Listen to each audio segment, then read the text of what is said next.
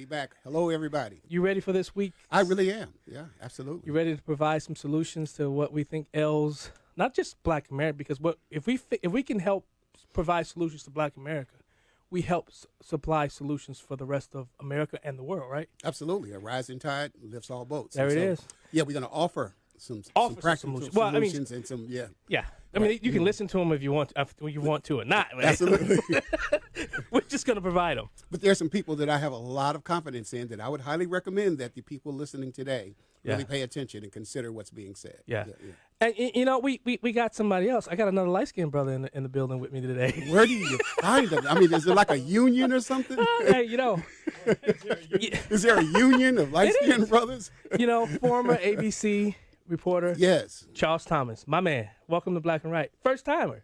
Yeah, first timer, and thank you for having me. I'm really thrilled to be here with you, my good friend John, who we met in Springfield. Right? Well, we met before Springfield, but we didn't really know each other. Right. But I saw your act down there. Yes. It was very good. Yes. And Bishop, Your Eminence. The Bishop of Truth. Good seeing you today.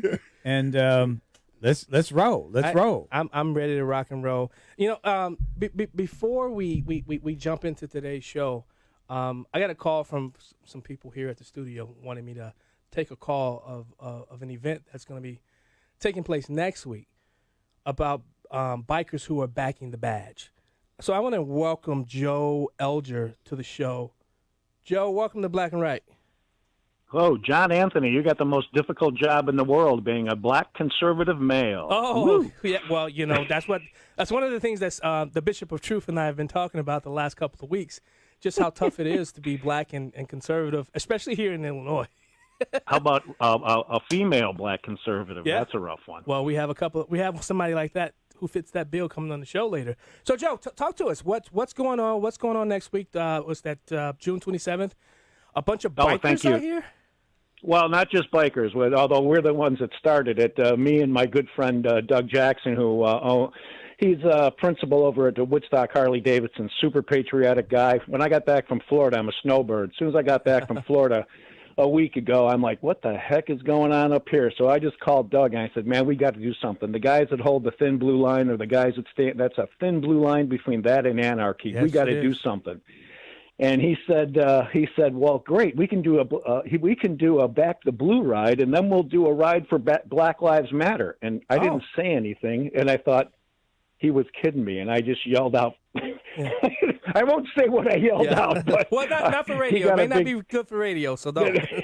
Well, I thought, but I mean, let me just say, I mean, our men and women we're just doing such a great job for us, and and so we just felt we got to do something. So I mean, these guys hold the thin blue line against anarchy.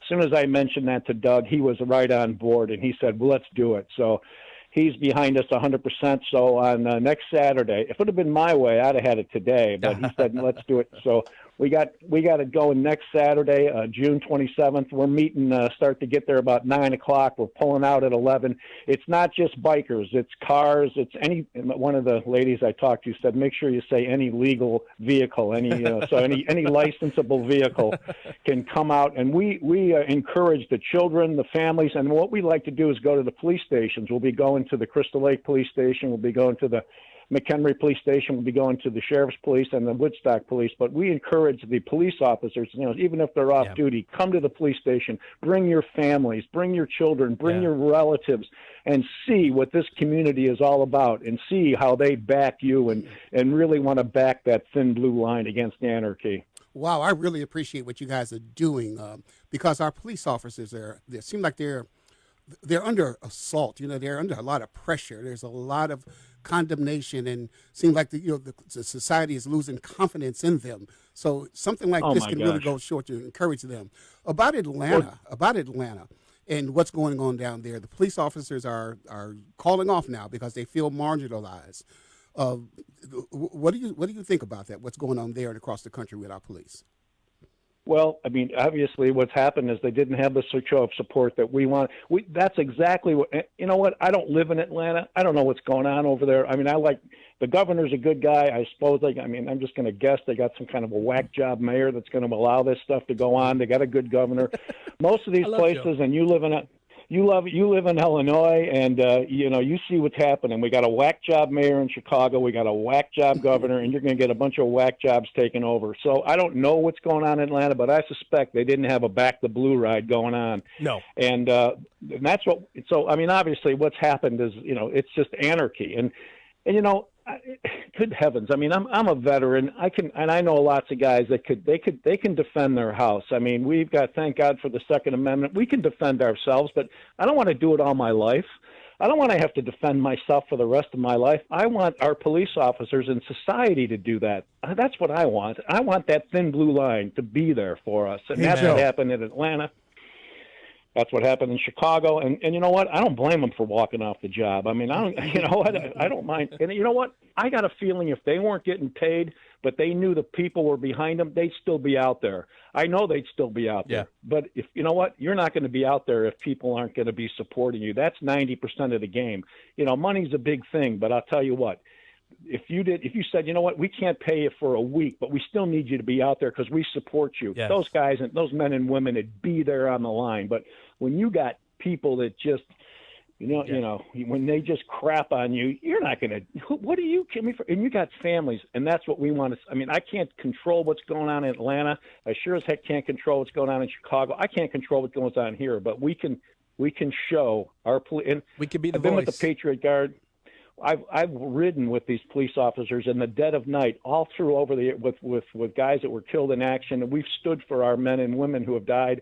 And those police officers were right there with us, with no questions asking. Yeah, are they all perfect? Heck no. When you get a ticket, they're bad. Hey Joe, hey Joe, this is Charles Thomas, who's Charles, a guest this week. But I looked at that video of what happened in Atlanta, all of it, from the initial contact until the end, and I see the fact. I see police officers around the country who can look at that and say, "Hey, we do our job. We do our job well. We're respectful," and that you can look at that and see that there's no way any sane jury would convict this officer of felony murder. There's just no way. He was way overcharged, if he needed to be charged at all, but way overcharged. There's no way that this was a death penalty offense. No way. No. And I think that most Americans, even those on the left, can see that this isn't your poster child for police brutality. This guy. No. Not this guy. Well, the other end of it in Minneapolis is, obviously there wasn't a person that I knew that said this is crazy. That cop needs to be thrown in jail, and that happened. I mean, nobody watched that. Nobody watched that and said, "Oh yeah, what? That's good." And nobody. I don't care what side of the political fence you're on. Yeah. No person sat there and said, "Well, that's acceptable." What else? What else? I mean, I'll tell you, and I don't want my brother-in-law was killed in his home in 1993. He was shot 5 times in the chest by Cape Coral police. He was shot when his 4 children were in the house, his wife. He was a great guy, and it was just a case of it got out of hand.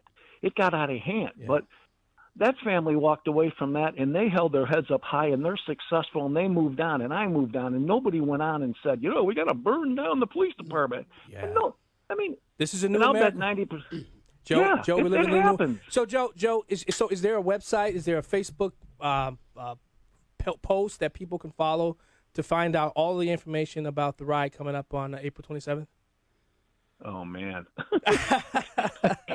Oh, I caught you, huh? They can go to Woodstock Harley, and they got a website on Woodstock Harley Davidson in Woodstock, Illinois, and they can or they can friend me on Facebook but it's the 27th, Woodstock Harley Davidson, the 27th. Be there around 9:00. Bring your family, and for heaven's sakes, I bet when we get together, we're going to see people who've come out of their homes after 2 months of being underground and been watching MSNBC and looked at each other and said, "Wow, we're all fed up with this stuff." Yeah. That's right. So, Joe, as you hear the music, that means we're headed to break.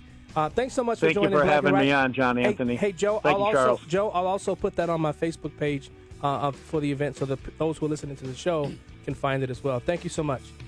God bless you both. Thank you you. so much for having